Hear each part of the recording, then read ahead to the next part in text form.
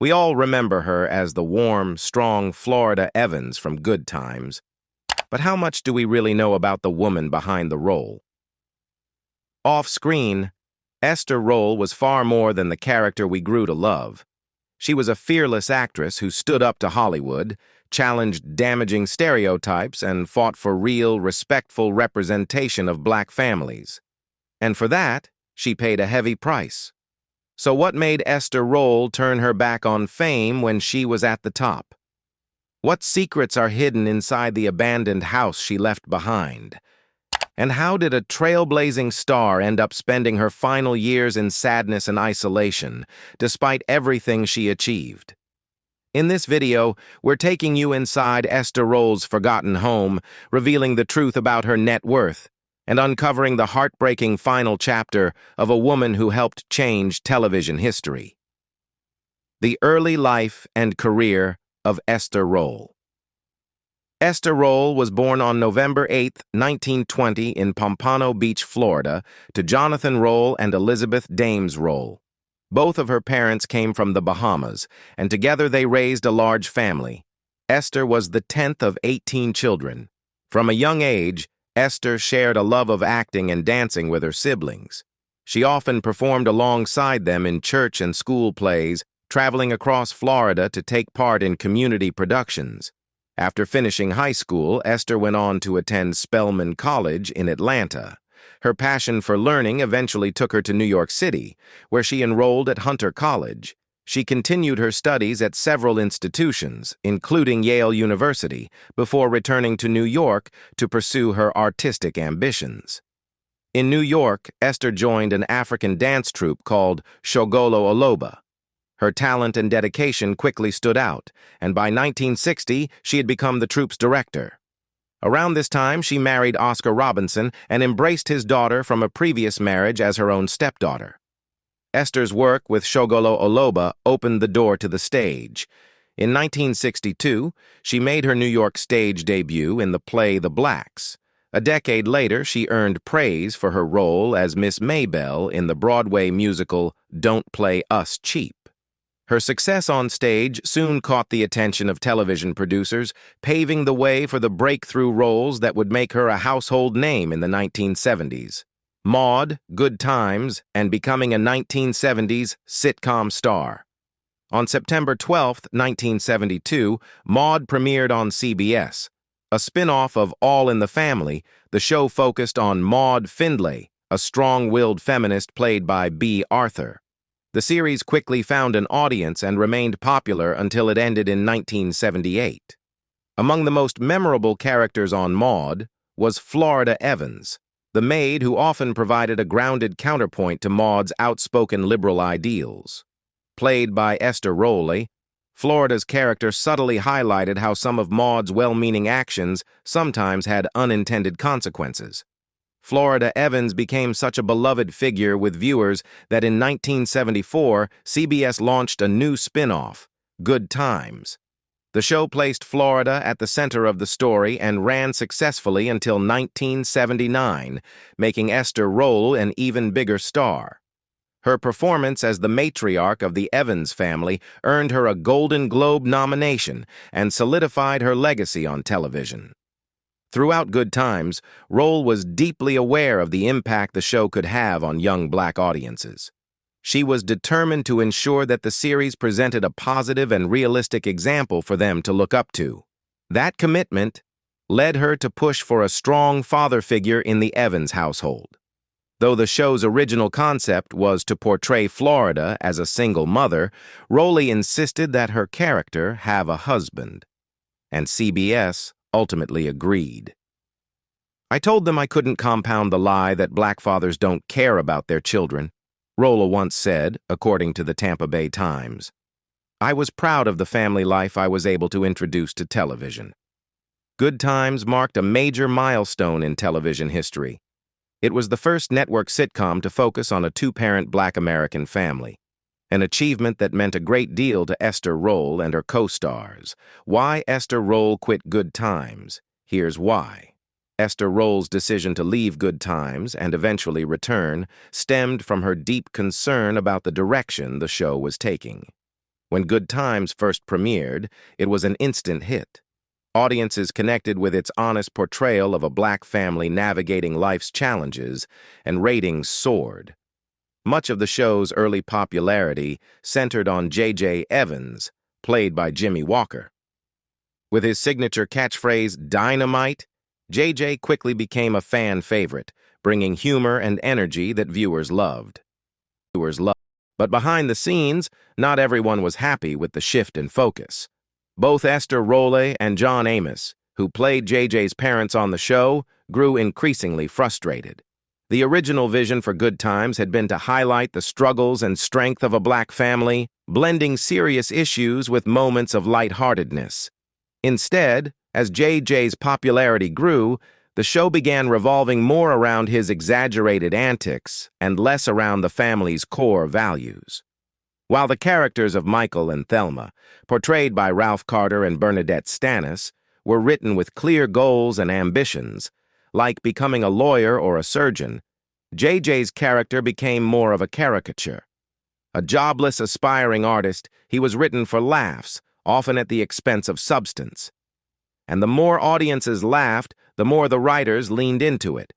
For Rolla and Amos, this shift was troubling. They believed the show was veering away from its original purpose and sending the wrong message. Rolla was especially outspoken, telling Ebony magazine in 1975, "He's 18 and he doesn't work. He can't read or write. He doesn't think." The show didn't start out to be that. Little by little, with the help of the artist, I suppose, because they couldn't do that to me, they have made JJ more stupid and enlarged the role. Negative images have been slipped in on us through the character of the oldest child. I resent the imagery that says to black kids that you can make it by standing on the corner saying "dynamite." She didn't stop there. Rolle added, "I did not agree to do a clown show for you to degrade young black men." Although Esther Rolle was outspoken about her frustrations with how JJ's character was being portrayed, she wasn't opposed to all of his comedic moments. In fact, she believed that humor had its place, as long as it didn't overshadow the show's message or reinforce harmful stereotypes.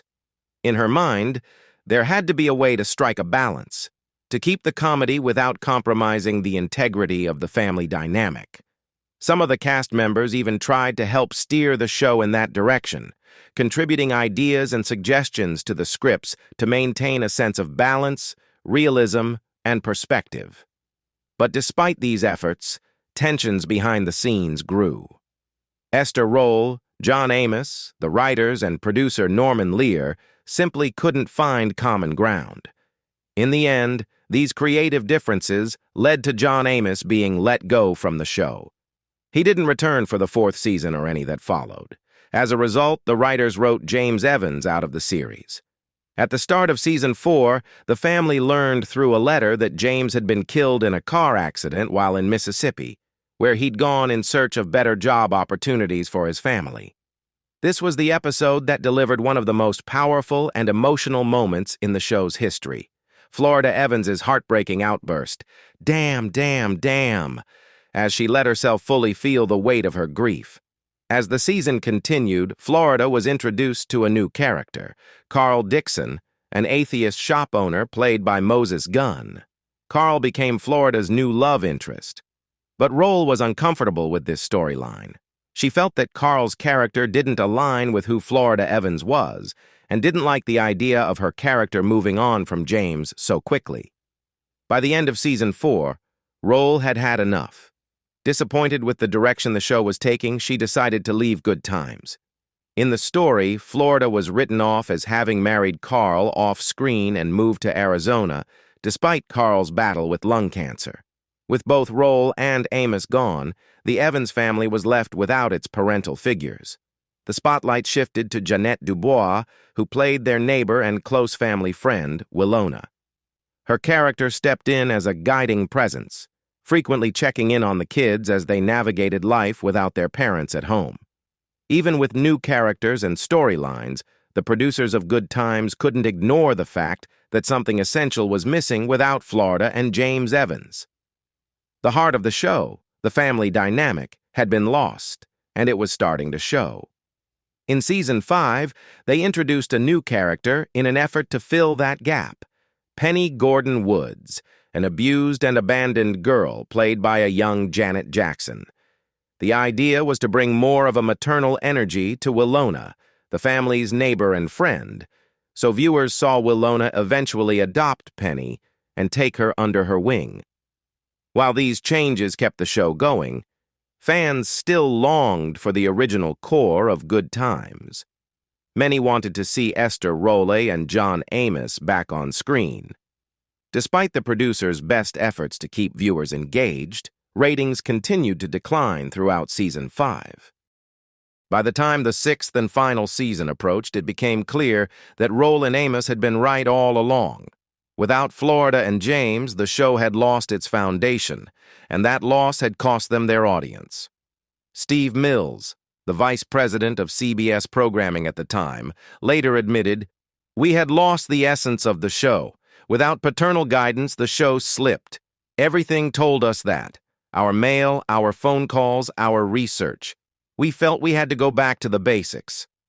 So the producers invited Esther Rolle to return. She agreed, but only under certain conditions. She wanted JJ's character to be portrayed in a more respectful light.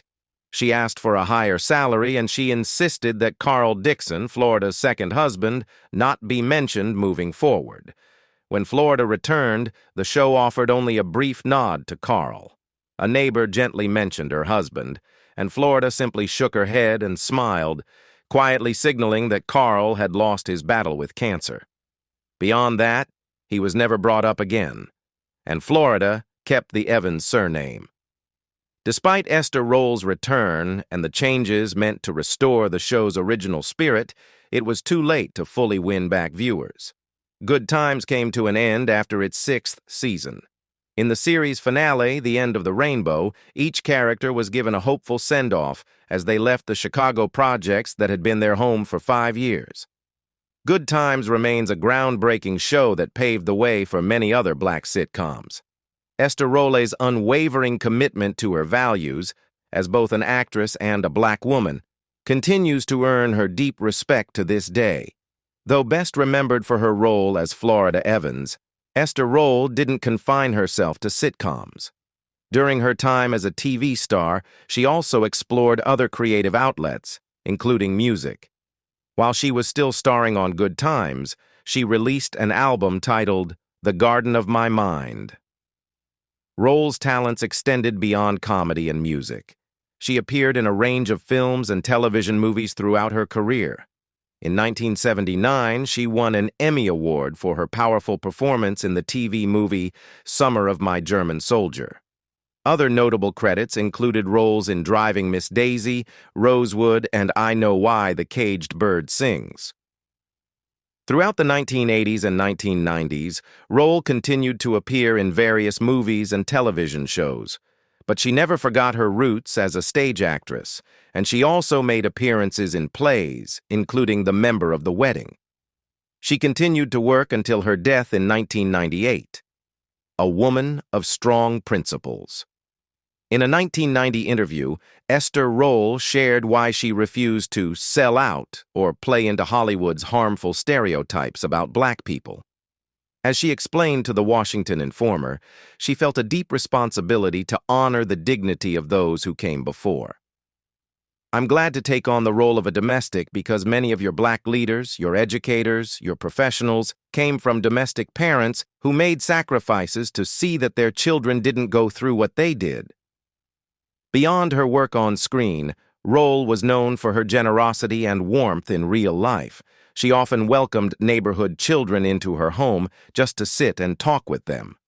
When asked why she made the time, she simply said, "You have to take time out to do something meaningful." Personal life and legacy. Esther Rolle was married to Oscar Robinson from 1955 until 1975. Though she never had children of her own, she left a lasting impact on countless young people who looked up to her as a role model. Rolle passed away on November 17, 1998, in Los Angeles at the age of 78. She had been battling diabetes and was undergoing dialysis at the time. According to her publicist, Larry Calhoun, the exact cause of death was initially undetermined. One of the final acts of kindness she made was a donation to support a local black theater. Before her passing, Esther Rolle made a heartfelt request. She wanted to be laid to rest at Westview Community Cemetery in Pompano Beach, one of South Florida's oldest black cemeteries.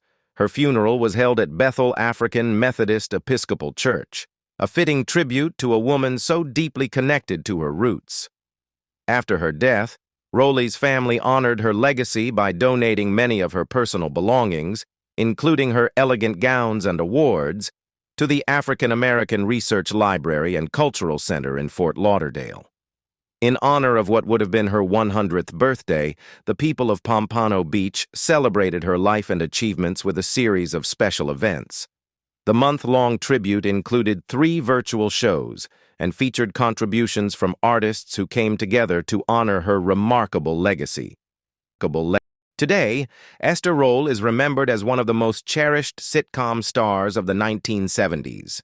But beyond her success on screen, she is celebrated for her fierce advocacy for positive and authentic portrayals of Black Americans on television. She was determined to break down harmful stereotypes, and once shared that she aimed to challenge the image of the Hollywood maid with the rolling of the eyes. The character who, in her words, seemed to care more about her white employer's children than her own. Her efforts didn't go unnoticed. In 1987, Rolle was inducted into the NAACP Hall of Fame, and in 1990, she became the first woman to receive the NAACP Chairman's Civil Rights Leadership Award. Those who knew her admired her not just for her talent, but for her courage in standing up for what she believed was right. As Norman Lear, producer of Maude and Good Times, once said of her, "Wherever she was, you knew she was there." The woman had strong conviction. We may not have agreed on everything, but that is what happens when you have 2 creative minds at work. Esther Rolle's net worth at the time of her death. When Esther Rolle passed away on November 17, 1998, at the age of 78, her net worth was estimated to be around $1 million. While that figure may seem modest compared to modern Hollywood standards, it reflected a career built on integrity, purpose, and groundbreaking achievements, rather than commercialism or excess. During the height of her fame in the 1970s, Rolle earned steady income from her role as Florida Evans on Good Times, one of the most influential black-led sitcoms of its time. Reports suggest she was earning between $25,000 and $35,000 per episode at the peak of the show, which was a respectable salary for a TV actress in that era, particularly for a black woman navigating the challenges of Hollywood at the time. In addition to her television work, Rolle appeared in various films, TV movies, and stage productions, which added to her earnings. She also recorded a spoken-word album, The Garden of My Mind, though it did not contribute significantly to her financial fortune. Unlike many stars, Rolle lived a relatively modest lifestyle. She focused more on community, advocacy, and meaningful projects than on accumulating wealth or luxury possessions. Upon her death, Esther Rolle did not leave behind any biological children, as she had none. The details of her estate distribution were kept largely private, but it is believed that her surviving family members, including siblings, nieces, and nephews, became the beneficiaries of what she left behind. In keeping with her generous spirit, her family also chose to donate many of her personal items, including her cherished gowns and awards, to the African American Research Library and Cultural Center in Fort Lauderdale, ensuring that her legacy would continue to inspire future generations. In the end, Esther Rolle's true wealth wasn't measured by dollars, but by the trail she blazed, the lives she touched, and the barriers she broke down for black actors and actresses who came after her. Esther Rolle's philanthropy. Throughout her life, Rolle quietly supported causes close to her heart, using her success not for personal extravagance, but to uplift others, especially within the black community. One of the most notable examples of her generosity was her commitment to black arts and culture. Before her passing in 1998, Rolle made a significant donation, reported to be over $100,000, to help sustain a struggling black theater company in Los Angeles. She believed deeply in providing platforms for young black artists and actors to tell authentic stories, just as she had fought for on screen. Rolle also contributed to educational initiatives, particularly those aimed at underprivileged youth. She supported scholarships for students attending historically black colleges and universities, HBCUs, quietly funding tuition and supplies for young people who might not otherwise have had the opportunity to pursue higher education. In Fort Lauderdale, after her death, her family donated many of her personal items, such as her gowns, awards, and memorabilia, to the African American Research Library and Cultural Center, a lasting gift to inspire future generations. Esther Rolle's philanthropy was never about seeking praise or headlines. Instead, it reflected the values she lived by: integrity, community, and a responsibility to open doors for those who would follow. Inside Esther Rolle's home. Esther Rolle, known to millions as the strong and dignified Florida Evans from Good Times, lived in a home that reflected the woman she truly was: unpretentious, grounded, and connected to her roots. Located in Los Angeles, her residence was not a sprawling mansion like those of many Hollywood stars, but rather a comfortable, well-loved house that offered her peace and privacy away from the spotlight. The house itself was modest in design, a single-story structure with clean lines and a warm, welcoming feel. The exterior featured soft earth tones, with a simple front porch framed by low shrubs and flowering plants that Rolle tended herself when she could. A sturdy wooden door opened into a living space filled with personal touches: family photographs, framed awards, African art pieces, and shelves lined with books and scripts she had collected over her long career. The interior of the home was cozy, with rich wooden floors and large windows that let in plenty of natural light. The decor was understated but meaningful. In the living room, a worn but inviting sofa sat beneath a tapestry she had brought back from one of her trips, and a piano stood quietly in the corner, a reminder of her love for music. The kitchen, the heart of the house, was where Esther was known to entertain friends and neighbors, often cooking traditional dishes and offering a space for conversation and community. Since Rolle's passing in 1998, the house has changed. Over the years, it has fallen into disrepair, standing today as a quiet, almost forgotten monument to the life of a woman who gave so much to television and to the fight for fair representation of Black Americans. The yard, once carefully tended, has grown wild, with overgrown bushes and cracked pathways. The paint on the exterior has faded, and signs of neglect are clear. Despite its current state, those who pass by can still feel the history within its walls, a reminder of Esther Rolle's incredible contributions and the quiet strength she carried through her life. The house stands as both a tribute and a call, waiting for the day someone restores it to the dignity that matched its former owner's legacy. Esther Rolle's home, though now weathered by time, still echoes with the spirit of a woman who broke barriers and stood tall for what she believed in. As we reflect on her quiet sanctuary and the legacy she left behind, one can't help but wonder, should this house be restored as a lasting tribute to her life and work? Let us know your thoughts in the comments below. And if you found this glimpse into Esther Rolle's world moving, don't forget to like, subscribe, and hit the notification bell for more stories about your beloved stars. Thanks for joining us. I'll see you in the next video. Until then, stay tuned.